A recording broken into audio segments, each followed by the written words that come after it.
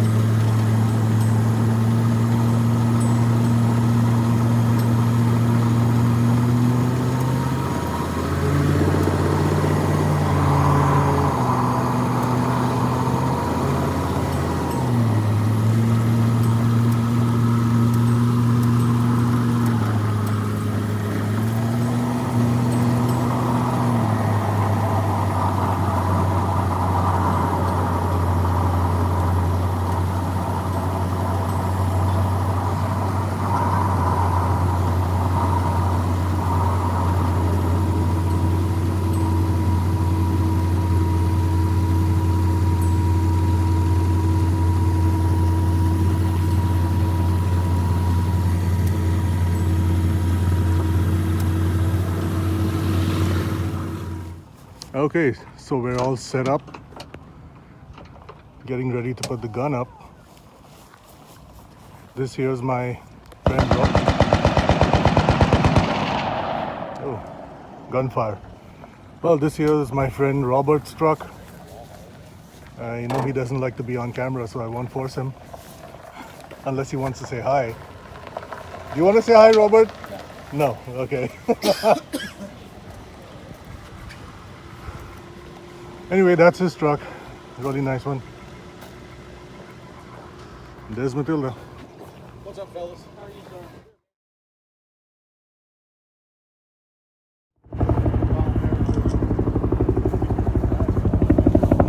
I think this is a 52, 53 Willys Jeep.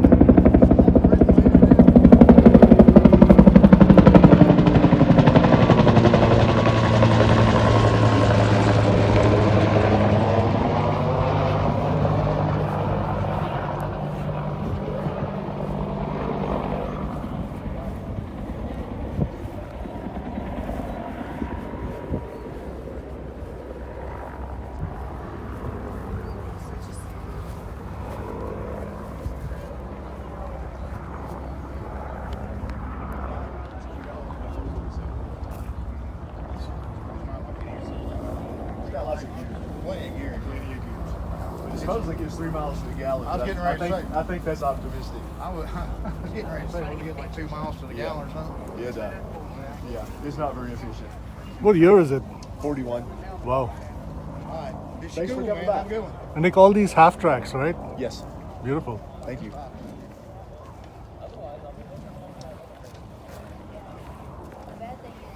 Bertha. Did you find what you were looking for?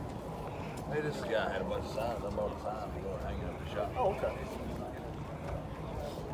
Those military dudes come It's a really cool truck. I think I got it in my last video last year. This is up close.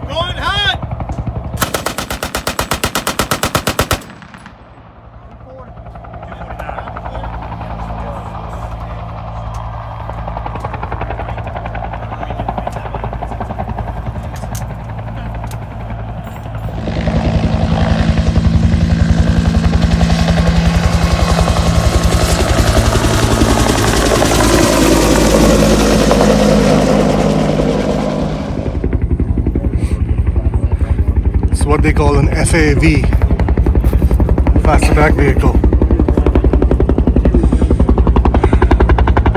There's Robert's truck.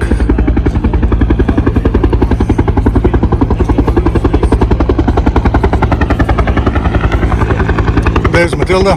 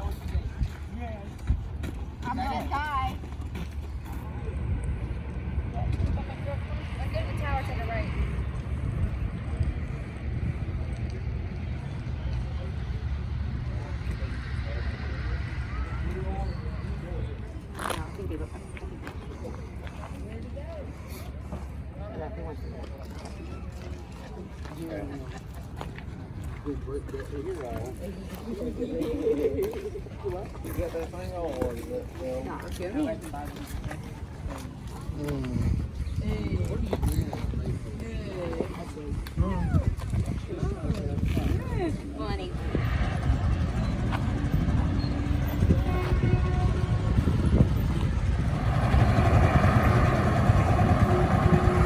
Looks like the cavalry is here.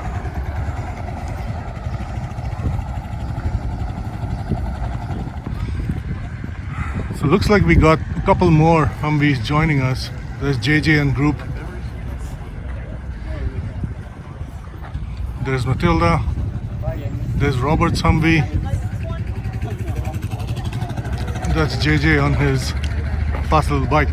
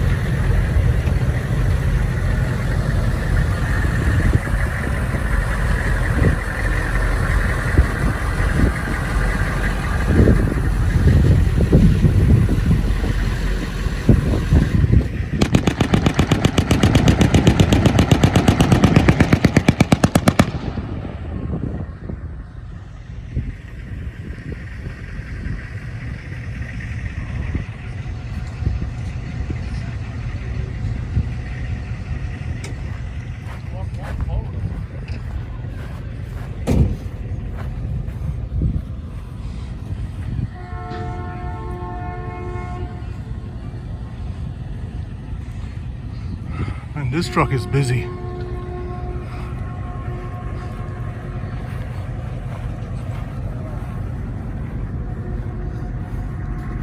I love these bumpers.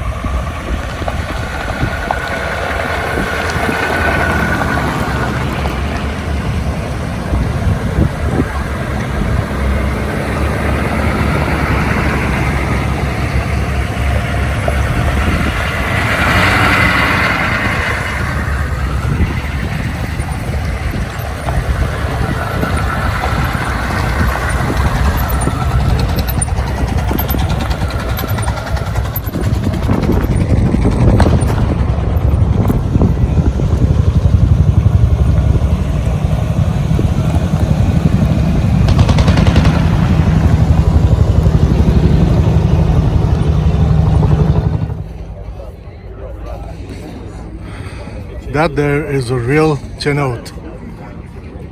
One of only a handful made that survives today. This is not one of those replicas, this is an actual thing. The gun is resin, but this one's real. And that there's the owner, his name's Philip. Really cool car. Charlie! Charlie is a good boy. Charlie is a good boy. Hey! Charlie! Who's a good boy? Huh? Who's a good boy? Who's grunting like a little piggy? Huh? Charlie's a good boy. Charlie.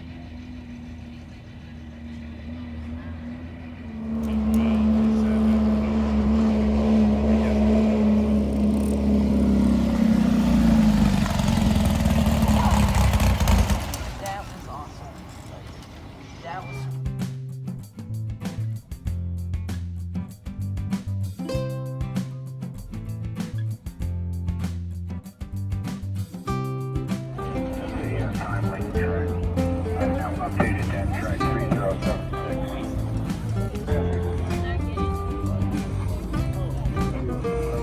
I've been letting people climb up the back and take pictures with their kids holding the gun.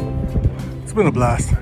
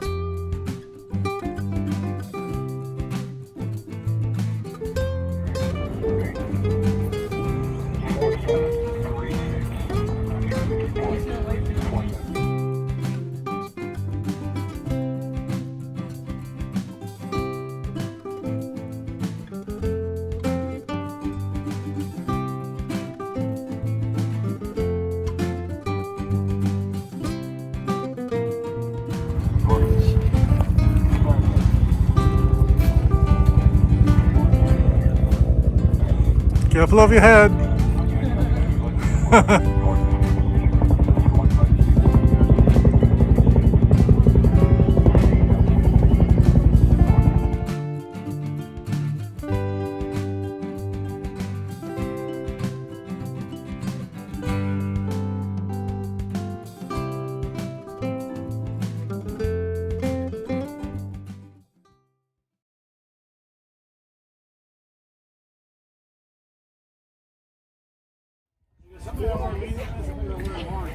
Yeah. The ones that I have haven't, but you know what? I've only hung them to dry and never tried them to dry.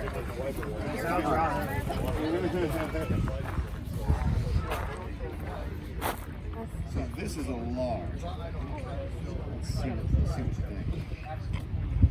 Looks like they're maintaining it between flights.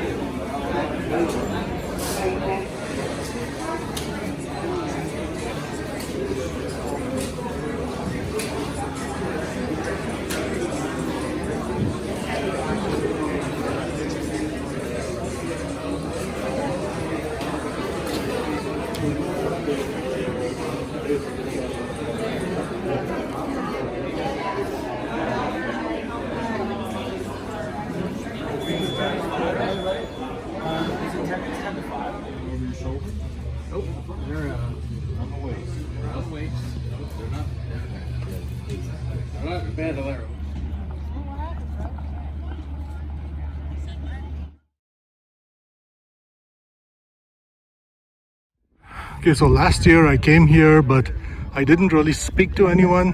But these are all the vintage World War I, World War II reenactors. And I'm going to speak to a couple of them.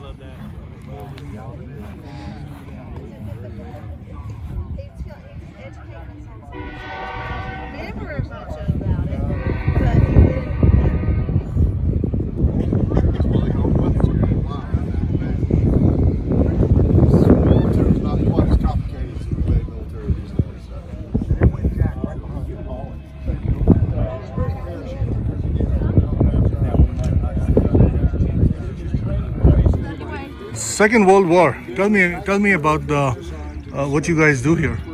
Okay, we're reenactors that started with just basic tents and flies. We do this to honor the vets. My dad did Omaha Beach D-Day +3. Wow. I was born like in '46 after he got home. So all of this stuff now, all these guys volunteer to do this. They don't get paid. They buy their own equipment. A lot of the equipment is original from the war. Rifles. You can see the get up on this guy. He's a Pathfinder. Okay. What the Pathfinders do? Pathfinders do this material behind you. And as the planes came in, it would signal the plane, drop the paratroopers. Oh, nice. So sort of like landing lights for the paratroopers. yes, kind of. Only Okay. you don't want lights because the Germans would Yep. find you. Pathfinders went Pathfinders. in early.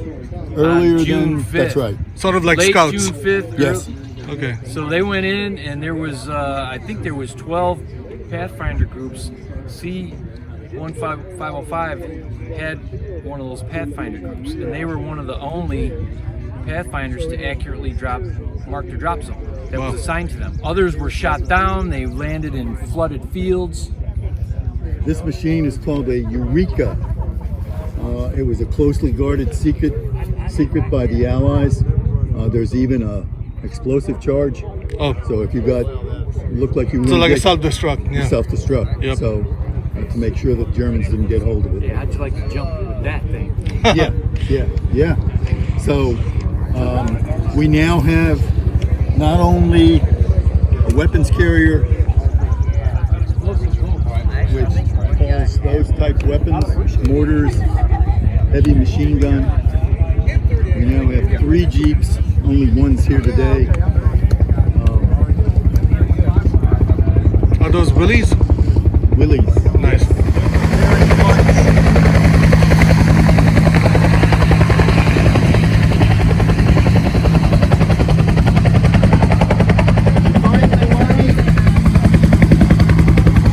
Yeah, you got it.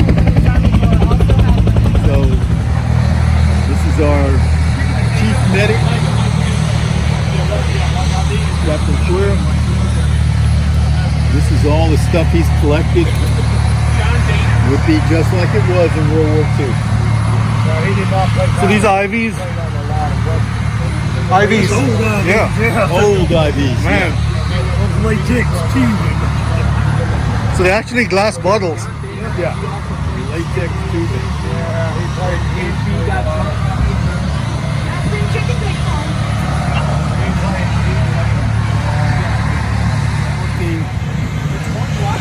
On field. Yeah. In case you're a wounded dad, you're supposed to get 1 shot.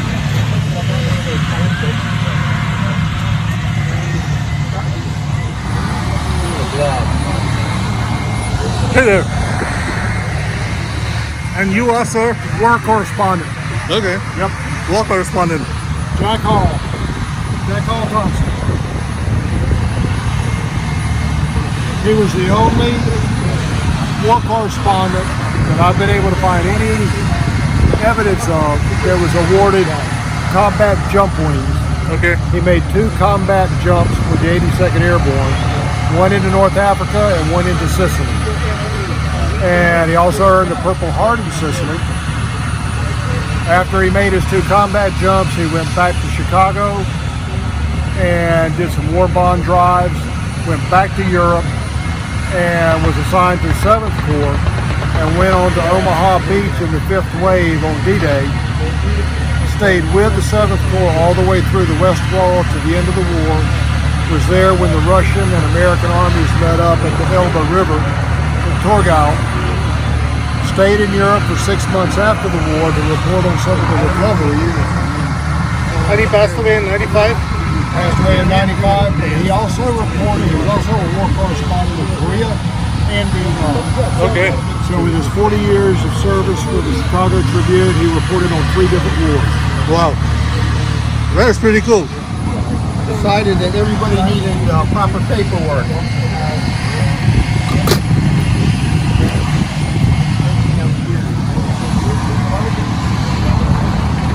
So I started making everyone up. This is a late World War II ID card.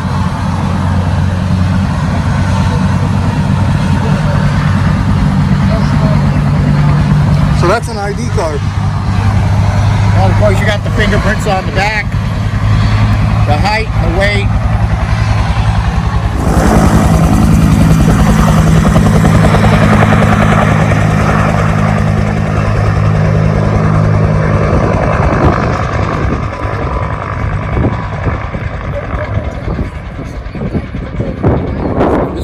The late war ID card. Okay. These are real easy to make. It takes about 5 minutes to put the information on them, and then I have a Polaroid camera I use to get the pictures.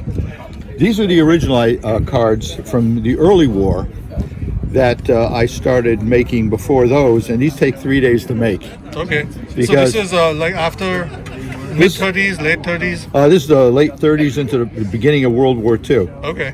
And these cards, to make them, you've got to cut 2 pieces of cardstock and then put a piece of muslin material in the middle. Okay. Problem is, once you put the glue on the first piece and you try to roll that muslin on there, if you screw it up just a little, you can't have any wrinkles. It can't be crooked. You got to throw it away because you can't take it apart. Takes a level of skill. Yeah. So after going through a lot of paper and muslin, When you do the keys, I got it right, and then you have to lay it flat and pile it underneath some books for about 3 days so that all the bubbles. And these we don't really give people injections, but everyone gets issued an immunization. Oh, record. yeah. And all these documents, I encourage the people in the unit, take them out, show them to the people, because it's something that people just don't think about, the admin. Right. And these are all things that a soldier would have to carry. This is a 1942 driver's license. Okay. Anyone who comes into the unit and brings a vehicle or more equipment than they would actually carry on them, I make them up a driver's license like this, and then I mark off all the things that they would have been qualified to drive. These here are actually what I was qualified to drive when I was in the Navy and in the Army. So I put those all down. And I never had a motorcycle license in the military, but I ride one now, so I put it on there. Very nice. That is a company size field desk, along with a typewriter. A field desk. Okay. Yeah, that's for a company level. The company has about 150 to 200 men. And you got what you call a headquarters desk. This is for battalion and up. This one's mine. It's got a locked drawer here. Files that have people's emergency number of events they've been to, emergency information, and if anyone gets a promotion, I write a promotion orders on them. It's just a fun thing that it keeps me busy. And It looks pretty authentic too. yeah, I copied it from the real ones. Oh, nice. And then that actually come in for KP. Okay. And we have Looks like they're having lunch right now. Yeah, because it's Sunday and this is the last meal, we're having sandwiches. But since Friday night, we had a meal on Friday, then we had 3 meals yesterday. We had breakfast this morning.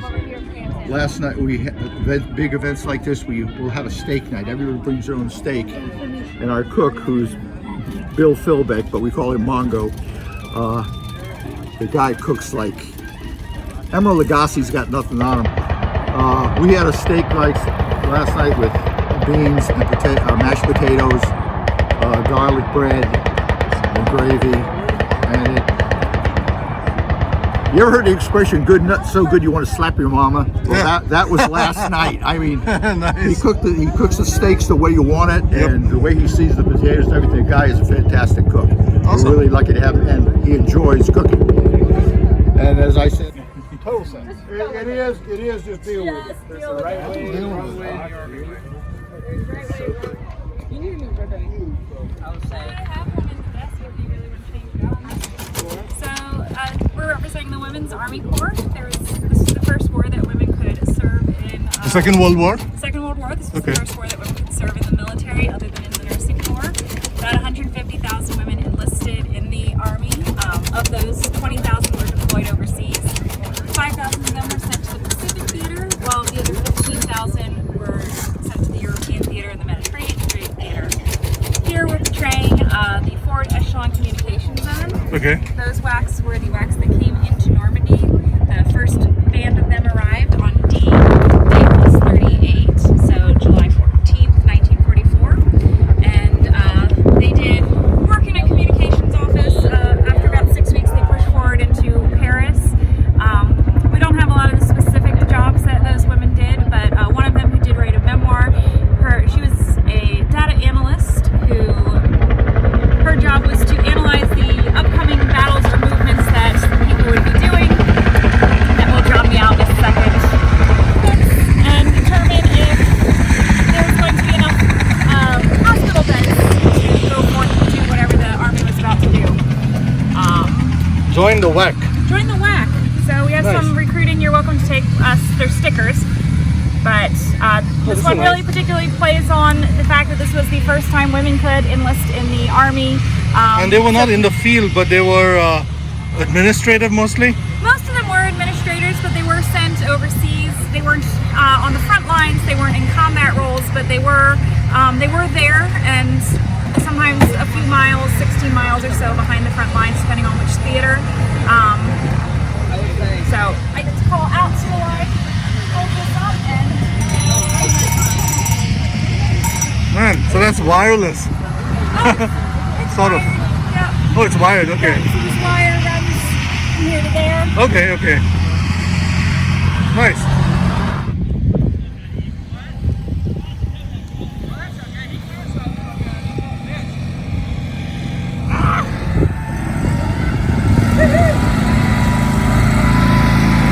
Wearing right now is what they call the reinforced 42s. Okay. This is what they used for the drop into Normandy and a little bit after that.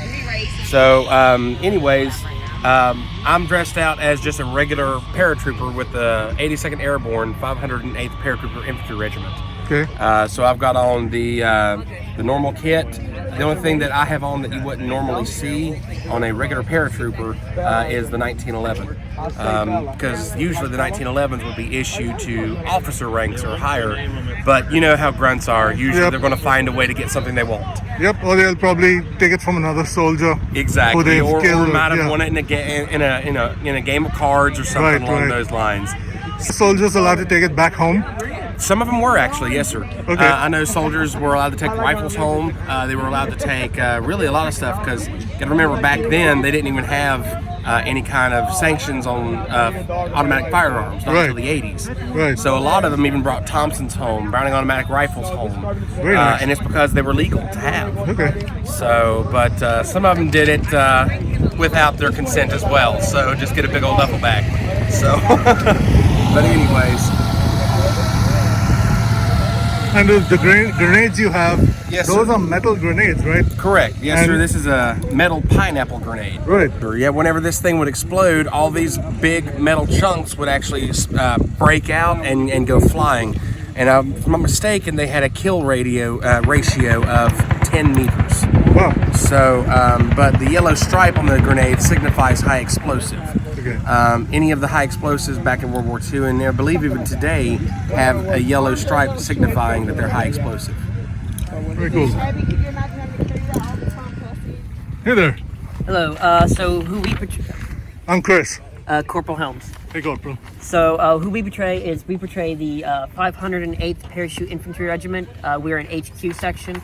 We were the 3rd Regiment formed with the 82nd Airborne during World War II. Our formation date was October 20th, 1942 at Camp Balding, Florida.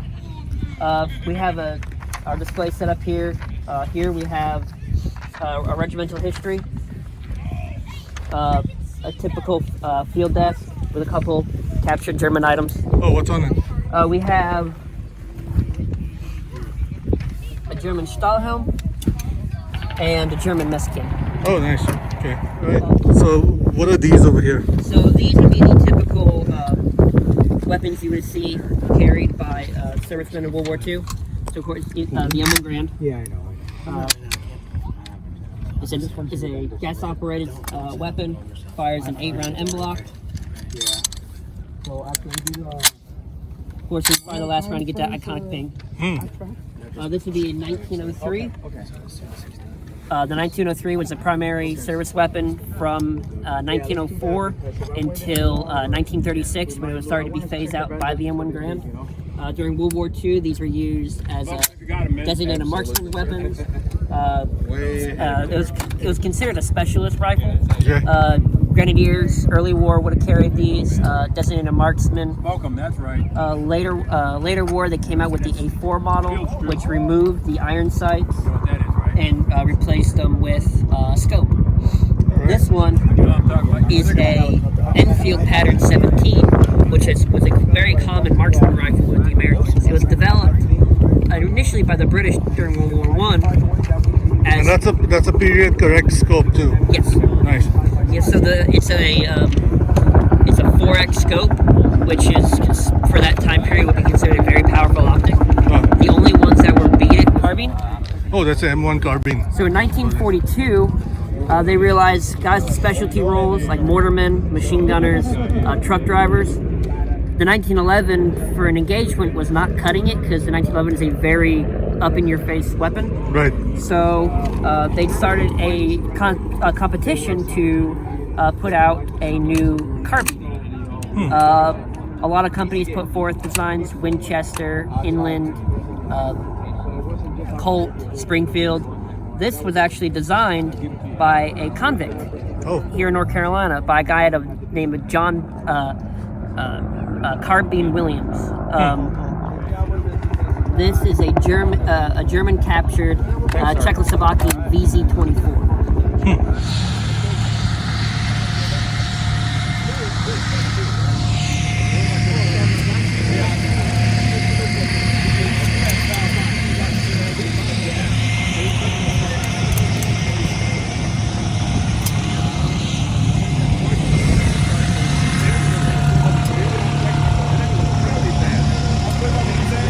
I'm portraying a Red Army soldier, part of the Dolnaya Vostochная Armia, which was the Far Eastern Army in the Russian Civil War.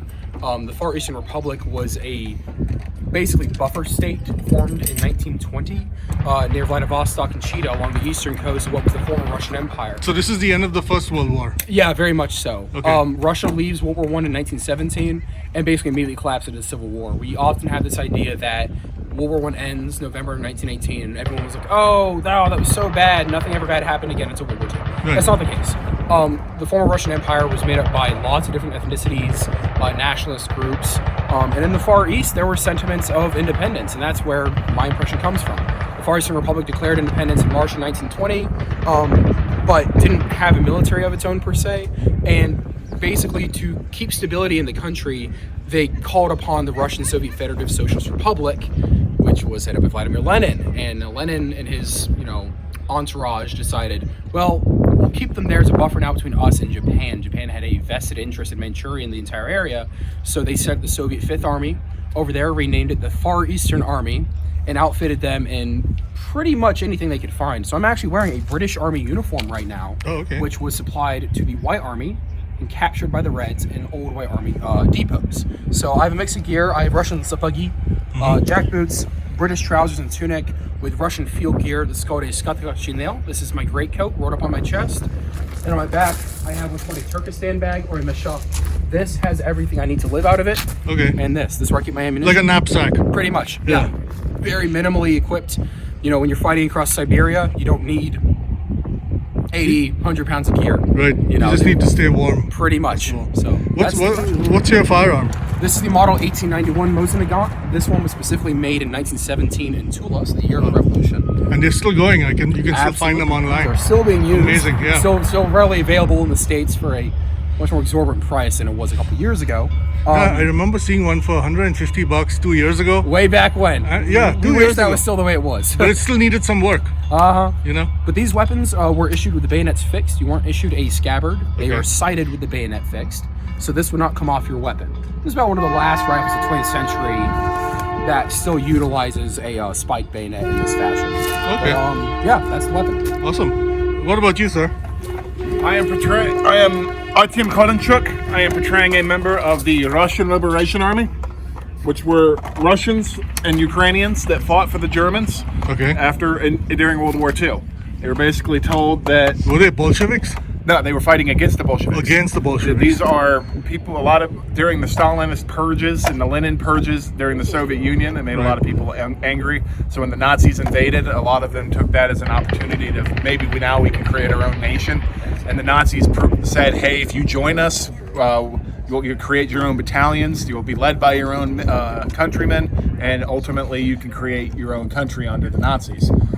So a lot of them took this as an opportunity to start creating these nationalist battalions. You have the 14th SS, Ukrainian SS Battalion. You have the 29th SS Rona, the Kaminsky Brigade, which was Russians under in the SS. I am portraying part of the Russian Liberation Army under Andrei Vlasov. I see your insignia is Nazi as well as they still would, red. Yes. But you were given a shield to determine your ethnicity. So this shows that I am a Russian in the German army. Oh, nice. Hair.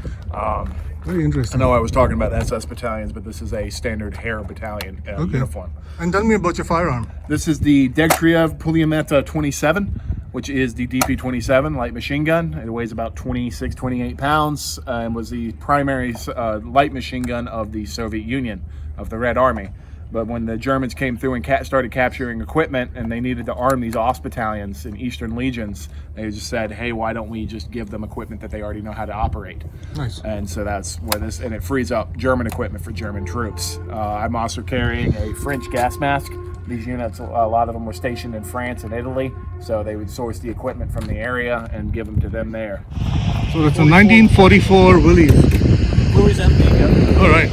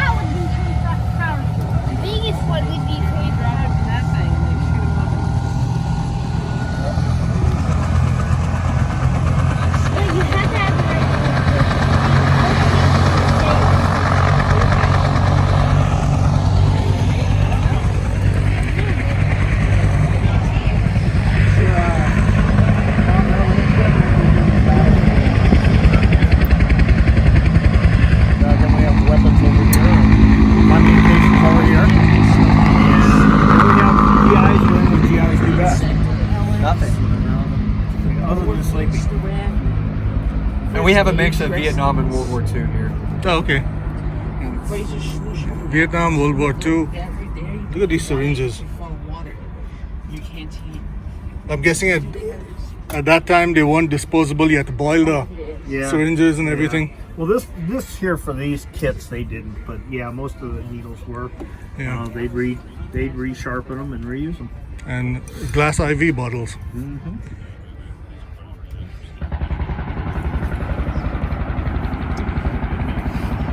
What is that? Resharpening IV needle. Awesome.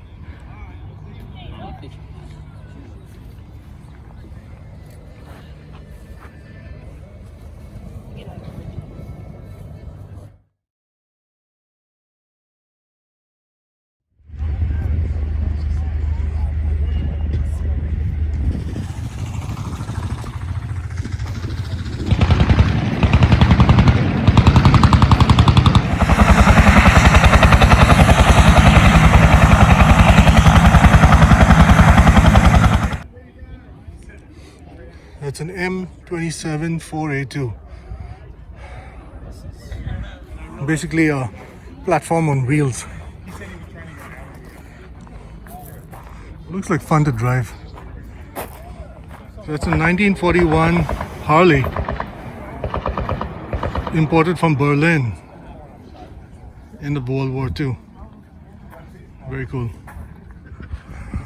Lots of folks come by and try to sell some of their spare parts. You get some pretty good finds if you know what you're looking for. There's a bunch more out there in the woods where a lot of people come into camp.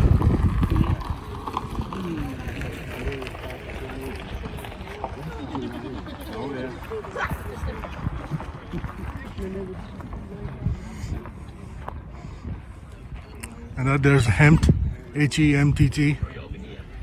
Pretty cool vehicles.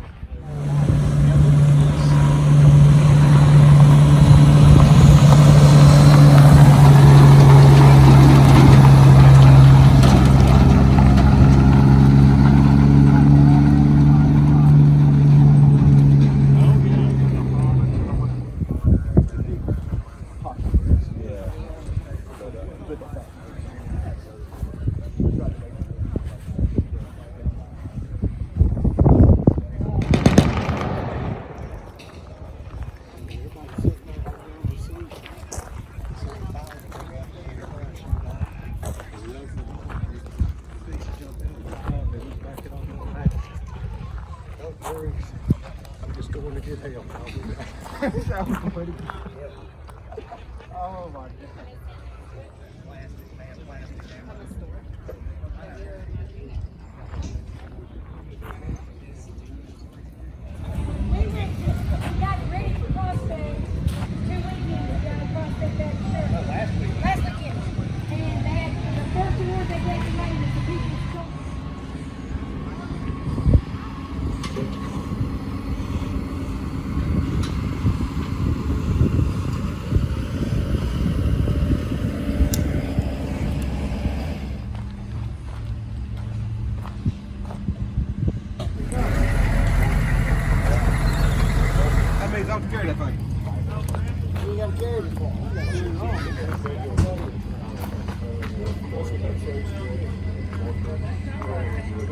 Alright, that'll be fine. Alright, thank you. Hey guys. Hey, how you doing? I'm good. How are you? I'm good. Hanging in there.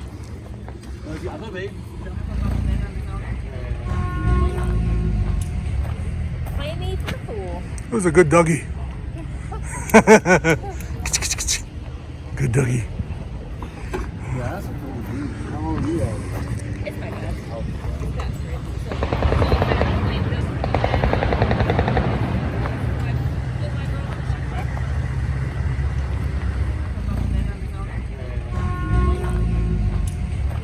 Play me for the pool. It was a good doggy. Good doggy. It's my bad.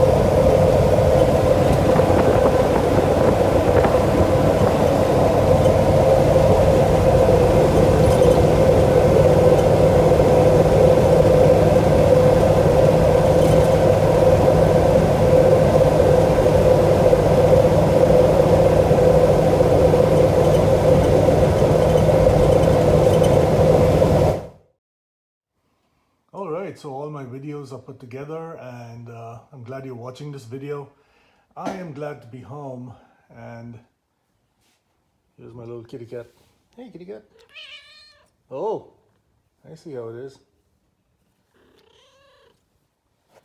All right, guys, see you later.